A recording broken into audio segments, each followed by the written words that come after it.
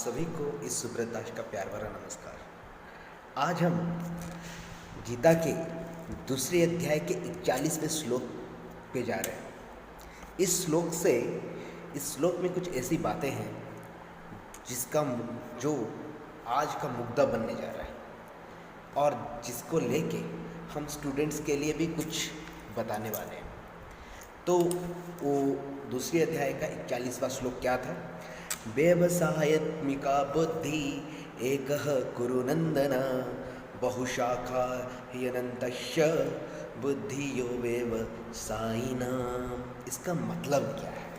देखिए, ये गीता का दूसरे अध्याय का 41वां श्लोक है। इसमें भगवान श्री कृष्ण ने अर्जुन को फोकस के रिलेटेड बताया। फोकस यानी कि हम जितना अपने दिमाग को एक जगह पे केंद्रित करेंगे हम उतने ही आगे जाएंगे। तो जब तक हमारा दिमाग एक जगह पे नहीं टिकता हम कभी अपने गोल पे अचीव नहीं कर पाएंगे या फिर गोल को अचीव नहीं कर सकते। तो अर्जुन की भी वही समस्या थी उस कुरुक्षेत्र में तब, क्योंकि वो भटक गया था कुछ देर के लिए। तो भगवान इस श्लोक के जरिए उसे फिर से उसके फोकस यानी कि वो उसे अब उसका लक्ष्य याद दिलाते हैं। तो आज के स्टूडेंट में यही चीज़ एक मिसिंग है। उन्हें अच्छे रिजल्ट की चाह तो है पर अच्छा रिजल्ट आता नहीं है। वो किस लिए नहीं आता? क्योंकि उनका स्ट्रॉन्ग फोकस डिटर्मिनेशन नहीं है। बहुत सा जब वो पढ़ाई के लिए बैठते हैं ना, उनका डायरेक्शंस इधर उधर बिखर जाता है। बहुत सारी चीज़ों पे उनका ध्यान भटकता रहता है। तो जब तक आपका ध्यान एक जगह पे नहीं रहेगा तब तक आप अच्छे रिजल्ट नहीं ला पाएंगे। आपने देखा ही होगा या फिर हमने बहुत सारे साइंस एक्सपेरिमेंट भी किया है कि जब हम कोई मैग्नीफायर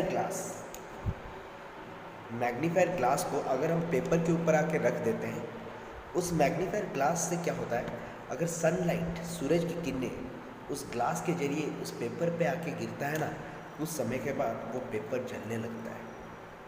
क्यों जलने लगा?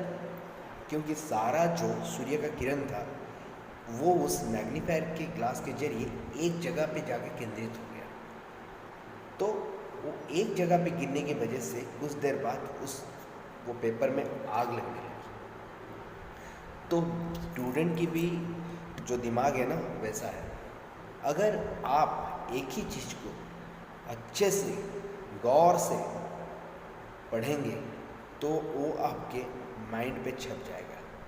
लेकिन आप पढ़ते समय क्या होता है, इधर उधर की बातें सोचने लगते हैं, जिससे क्या होता है आपका माइंड का जो कंसंट्रेशन पावर है वो कम हो जाता है, जिसके चलते आप पढ़ते तो हैं पर ज़्यादा कुछ आप याद नहीं रख सकते।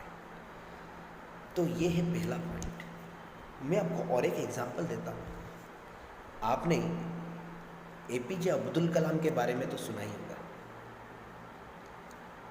उनकी सगाई तय हुई थी 25 साल की उम्र में, पर तभी वो क्या कर रहे थे, एक रॉकेट की डिज़ाइन में बहुत व्यस्त थे और इधर उन्हें सगाई पे आना था, पर वो रॉकेट की डिज़ाइन में इतने व्यस्त हो गए कि वो भूल ही गए कि उनकी सगाई है और इसके चलते वो शादी भी नहीं कर पाए। और जब उन्हें बाद में ये सब पूछने लगे, जब वो एक प्रेसिडेंट बन गए, तब जब उन्हें बाद में पूछा गया तो उन्हें पूछा गया कि सर आपने शादी क्यों नहीं की?